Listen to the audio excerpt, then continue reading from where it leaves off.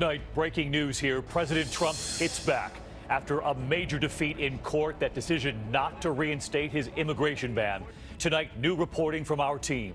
What is the White House planning next? What President Trump just revealed. Also tonight, the high drama. The controversial education secretary and the protesters blocking her today as town halls now erupt in anger across this country. Many voters asking, can you promise we will not lose our health insurance? The monster winter storm, thousands of flights canceled and delayed, and look, passengers trapped in traffic jams, some walking along highways to make their flights. And tonight, the next major system now hitting this weekend. America's tallest dam. This evening, the massive crater growing in size. Authorities considering drastic steps to prevent a public emergency. And the pipeline explosion, the fiery blast, one worker missing, a community evacuated. This is ABC World News Tonight with David Muir. Good evening, and it's great to have you with us here on a Friday night. And we begin tonight with several major developments as President Trump welcomed the Prime Minister of Japan today. His team was working furiously behind the scenes to plot their next move after that major defeat in court. Those three judges deciding unanimously not to reinstate the president's temporary travel ban. Late today, we heard from the president himself saying we have several options, even suggesting a possible brand new executive order as early as Monday. ABC senior White House correspondent Cecilia Vega leading us off.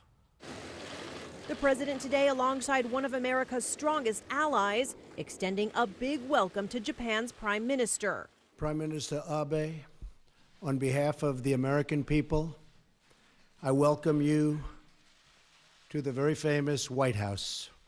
But at their joint press conference, the big question for President Trump, what's next after that ruling? The three-judge panel refusing to reinstate his controversial travel ban. The president promising to continue fighting in the courts. And ultimately, I have no doubt that we'll win that particular case. But he is also making it clear he's not waiting on the courts. We'll be doing something very rapidly having to do with additional security for our country. You'll be seeing that sometime next week. Later on Air Force One, the president talking to reporters. But we also have a lot of other options, including just filing a brand new order on Monday. A White House official tells ABC News that is exactly what the administration is working on right now, an order related to terror that addresses some of the concerns raised by the court. The White House also keenly aware that the president's own past statements could be used against him in the court battle over the travel ban. Comments like these. Donald J. Trump is calling for a total and complete shutdown of Muslims entering the United States until our country's representatives can figure out what the hell is going on. The president today striking a different tone. We will allow lots of people into our country that will love our people and do good for our country. It's always going to be that way, at least during my administration, I can tell you that. Diplomatic words on a day when the president's international outreach was on full display. In the Oval Office, a very long handshake with the Japanese prime minister, who will spend the weekend with the Trumps at their winter White House, Mar-a-Lago. And Cecilia Vega with us live tonight from the White House. And Cecilia, there are breaking developments tonight from the appellate court that had ruled against the president, deciding not to reinstate the ban. But now what are you hearing? Well, a big surprise tonight, David. A judge on that Ninth Circuit court has requested that weighed in yesterday, but the full court weigh in on whether that ruling should be reconsidered. This is a complete curveball. And David, it means this ruling might not be final. All right, Cecilia Vega, we'll all stay tuned on this one. Thank you. And as they plan their next move after that temporary defeat on the immigration ban, the White House also dealing with something else tonight. New questions about contact between President Trump's national security advisor and Russian officials when President Obama was still in office. And just as Mr. Obama was imposing new sanctions on Russia. President Trump's national security advisor, Michael Flynn, seen here with Vladimir Putin in 2015 at a celebration for Russia Today, the TV channel many consider a major propaganda outlet for Mr. Putin. At first, General Flynn denied reports he had any discussions over those imminent sanctions. Tonight, a change in his story. Here's our chief White House correspondent, Jonathan Karl. Under fire tonight, the president's national security advisor, Michael Flynn, now accused of misleading the public and even the vice president. about his conversations with the Russian ambassador to the United States. The story, first reported by the Washington Post and confirmed by ABC News, on the very day in December that President Obama imposed sanctions on Russia for meddling in the election, Flynn told the Russian ambassador the incoming Trump administration would review those sanctions. That directly contradicts what Vice President Pence said last month. What I can confirm, having spoken to him about it, is that those conversations that happened to occur around the time that the United States took action to expel diplomats had nothing whatsoever to do with those sanctions. And not just the VP. Press Secretary Sean Spicer portrayed Flynn's call with the ambassador as about nothing more than setting up a later call between Vladimir Putin and Donald Trump. The call centered around the logistics of setting up a call with the president of Russia and the president-elect after he was sworn in. That was it, plain and simple. Spokesperson for Flynn, who famously dined with Vladimir Putin in Moscow 2 years ago and has been criticized for his close ties to the Russian government, now says the National Security Advisor simply cannot remember whether he discussed sanctions, a switch from his earlier denials. These developments come on a day President Trump emphasized diplomacy, touting a phone call he had yesterday with the president of China. I had a very, very good conversation, as most of you know, yesterday with the president of China. It was a very, very warm conversation. I think we are on the process of getting along very well. Throughout the campaign, Trump portrayed China as one of America's biggest economic rivals. After the election, he angered China by accepting a phone call with the president of Taiwan. He even suggested doing away with the long-standing One China policy, which considers Taiwan part of China. I fully understand the One China policy, but I don't know why we have to be bound by a One China policy unless we make a deal with China. But in his phone call with the Chinese president, Trump offered a big concession, saying he will honor the One China policy. And John Carl with us live tonight from the White House as well. And John, late tonight, President Trump was asked about General Flynn's calls with the Russian ambassador. What did we learn?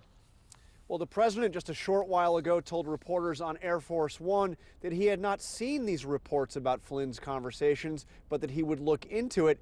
And David, this is a potentially very serious matter. The FBI is actually investigating whether or not these contacts with the Russian ambassador violated the law. All right, John Carl with us all week long. John, thank you. There was also high drama today as President Trump's education secretary, Betsy DeVos, a controversial pick who barely got through, made her first official visit to a public school. Anger boiling over, protesters were there to greet her. Democrats had been critical of DeVos, who told senators on Capitol Hill she never went to public school, nor did her children. There was also anger boiling over at town halls across this country. One member of Congress even forced to cancel his town hall meeting. ABC's Mary Bruce with the images tonight. She does not represent anything that they stand for. A rough start for the new Education Secretary, Betsy DeVos. Protesters physically blocking her way as she tries to enter a D.C. public school. A security agent escorting her back to her car. Shame! Shame! Shame! DeVos is one of President Trump's most controversial cabinet picks, confirmed by the Senate only after the vice president cast a historic tie-breaking vote. She's been criticized for never attending public school or teaching at one. But she's not the only one feeling heat. Frustration with Washington spilling out in town halls across the country. Republican Congress members facing the backlash. In Utah, Republican Congressman Jason Chaffetz met with boos. Chaffetz led some of those investigations into Hillary Clinton, posting this picture shaking hands with her on Inauguration Day, with the caption, "So pleased she is not the president," now confronting 1,000 fed-up voters angry with the new administration. Given the choice that was before us, by far, Donald Trump was the better choice. Similar scenes playing out from Tennessee to Illinois and Georgia. In California, Congressman Tom McClintock coming out, but with police protection. The common thread, concerns about Obamacare and what might replace it. And you want to take away this coverage. and have nothing to replace it with. How can I trust you to do anything that's in our interest at all? We asked the House Speaker. Are you concerned that you need to not just present a plan, but sell it to the American people quickly? We cherish the First Amendment. And people who are concerned and anxious, we want them to know that we want to listen to their concerns. We're going to be going out and talking about what our plan is. Some real uncomfortable moments across this country. Let's get to Mary Bruce live tonight. And Mary, Education Secretary DeVos did finally make it into that school. DeVos did finally get inside, meeting with school administrators. Now, she says she respects peaceful protests, but will not be deterred. And now one of her predecessors, President Obama's education secretary, tweeting, "Agree or disagree with Betsy DeVos. Let's all agree she really needs to be in public schools. Please let her in." David? Mary Bruce at her post on Capitol Hill tonight. Mary, thank you. President Trump's Homeland Security Chief General John Kelly paying a visit to the Mexican border in Otay, California, near the San Ysidro crossing, touring an underground tunnel reportedly used by drug smugglers. It comes as immigration authorities arrested about 160 foreign nationals in the LA area this week, most with serious criminal convictions. Our Wjla there with Secretary Kelly asking about another deportation, a mother of 2 American children who was brought to this country when she herself was 14. That deportation generating protests. Are the right people being deported? They were picked up. They were subject to removal. There are court orders against about removing these people. And again, some of them have fought removal for years and years and years. So when their luck ran out, so to speak, and an immigration judge said, this person, male or female, whatever, needs to be removed, and they go remove them, the argument that they've been here for so many years, I think, is not a strong argument. The Homeland Security Secretary with our Wjla today. In the meantime, tonight, we do turn to other news and yet another major storm set to hit this weekend. Millions of people, though, already digging out from the major storm overnight, some bracing for this round 2. In New Hampshire tonight, this SUV skidding on an icy road, slamming into a home there. And today, the travel nightmare continues after thousands of canceled flights. Traffic so bad at New York's LaGuardia Airport. Look at this. Passengers getting out of their cars and walking along the highway, trying to make their flights. ABC's Adrienne Bankert from Boston tonight. Tonight, after those whiteout conditions dumped up to 19 inches of snow across the Northeast, a travel nightmare. Thousands of flights are canceled during the storm, and today a traffic jam as far as the eye could see around New York's LaGuardia Airport. Passengers seen getting out of cabs and jumping concrete barriers to make their flights. Travel snarled in the wake of that nor'easter. Icy roads, bitter cold, and more snow on the way. Security cameras in New Hampshire capturing this SUV careen into a house. The driver survived. In South Boston, Colby Colarossi clearing a foot of snow to claim this coveted parking space. So 25 minutes of shoveling, now you claim this spot. It's fine. So when you come back tonight, nobody should be taking that spot. No. Amtrak passengers finally making it here today after their train lost power and heat overnight in New York, stranded for hours. I was trying to wrap myself in all my clothes that were in my luggage. Driving dangerous. Things are slippery this morning, and you can see we've got a big accident as a result. And it wasn't just slick roads. High winds have been treacherous too. In Wyoming this week, gusts up to 70 miles per hour sent a semi crashing into an empty patrol car, crushing it.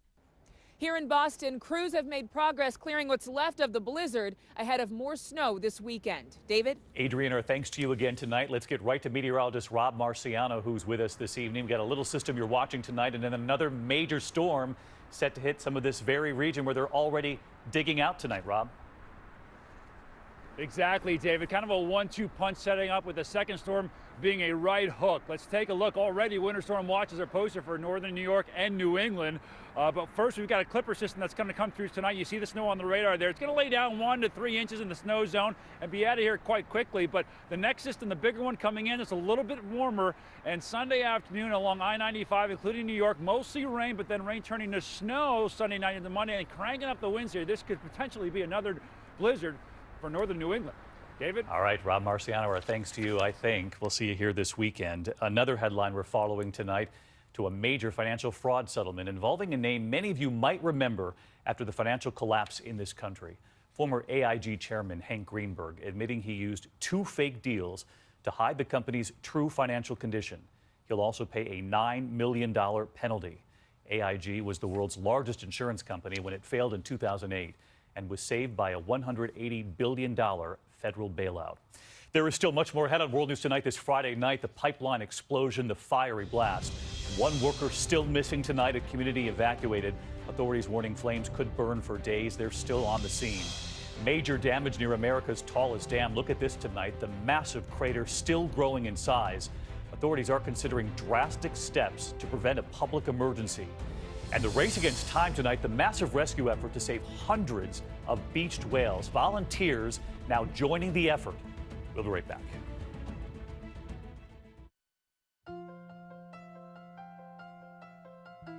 Your body was made for better things than rheumatoid arthritis. Before you and your rheumatologist move to another treatment, ask if Xeljanz is right for you. Xeljanz is a small pill for adults with moderate to severe RA.